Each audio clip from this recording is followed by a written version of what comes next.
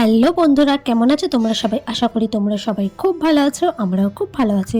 তো আজকে যাওয়ার কথা আছে, কিন্তু তার আগে দেখো কি অবস্থা। সমস্ত জামা কাপড় যে গুছিয়ে ঠিক করে রাখবো বলে ঠিক করেছি। আসলে ছেলের ওয়ার্ড্রপটা অনেক দিন ধরেই ভাবছিলাম পরিষ্কার করব, কিন্তু করে আর উঠতে পারছিলাম না।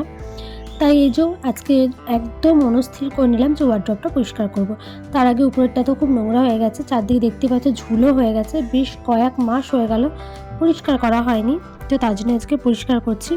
উপরেরটাতে বেশিরভাগ ছেলের জিনিসই থাকে, যেমন ছেলের টিস্যু বলো, তারপরে এক্সট্রা একটা টিফিন বক্স, এরকম বিভিন্ন ধরনের জিনিস রয়েছে। আর যে ফটো ফ্রেমটা রয়েছে সেখানে অনেক দিন ধরে ভাবছি আমাদের ছবি রাখবো, কিন্তু সেটা আর রাখা হচ্ছে না। তো চলো, উপরটা এই তো মোটামুটি ভালোই গোছানো হয়ে গেছে। যা আছে আছে, আবার কিছুদিন পর আবার তো গোছাতে হবে। আর এখানটাতে না, এটার মধ্যে আমি কিছু দরকারি জিনিস রাখি, যেমন আঠা, স্যালো টেপ, স্ট্যাপলার, ছুঁচ, তারপরে ছেলের নিচে ওষুধ ছিল।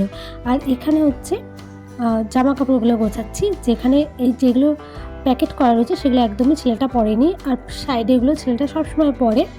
মানে মোটামুটি এখানে ওখানে যাওয়ার জন্য যে তাকেও তাই ফুল জামা, ফুল হাতা জামা, পাঞ্জাবি আর জিন্সের সমস্ত প্যান্টগুলো রয়েছে।